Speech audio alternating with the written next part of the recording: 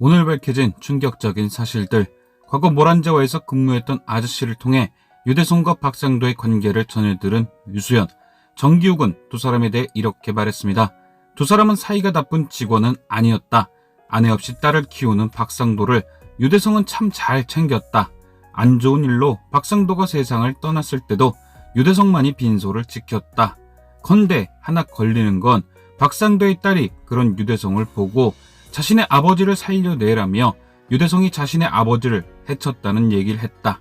저는 이 과거 스토리에서 하나 걸리는 부분이 있는데요.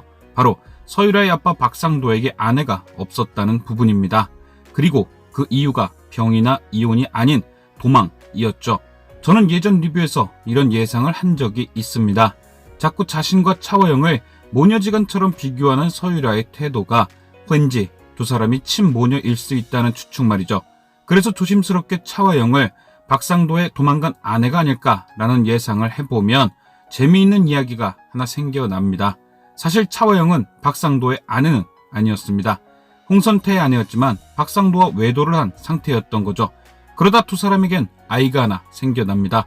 당장의 뱃속의 아이를 홍선태의 아이로 숨길 순 있었지만 아이가 태어나고 혈액형이 공개되면 걸릴 수밖에 없던 상황.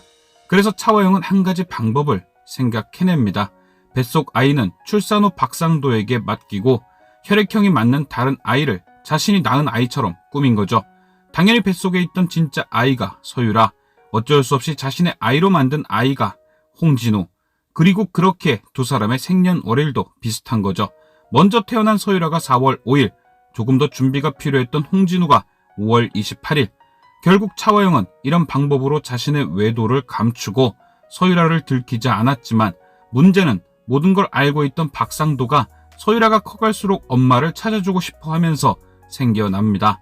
바로 계속해서 차화영에게 진실을 밝히자고 얘기했던 거죠. 차화영은 그동안 숨겨왔던 비밀이 공개될까 두려웠고 결국 박상도를 없애기로 합니다. 그래서 꾸준히 관심을 갖고 있던 모란제화를 뺏기 위한 핑계로 박상도를 꼬십니다.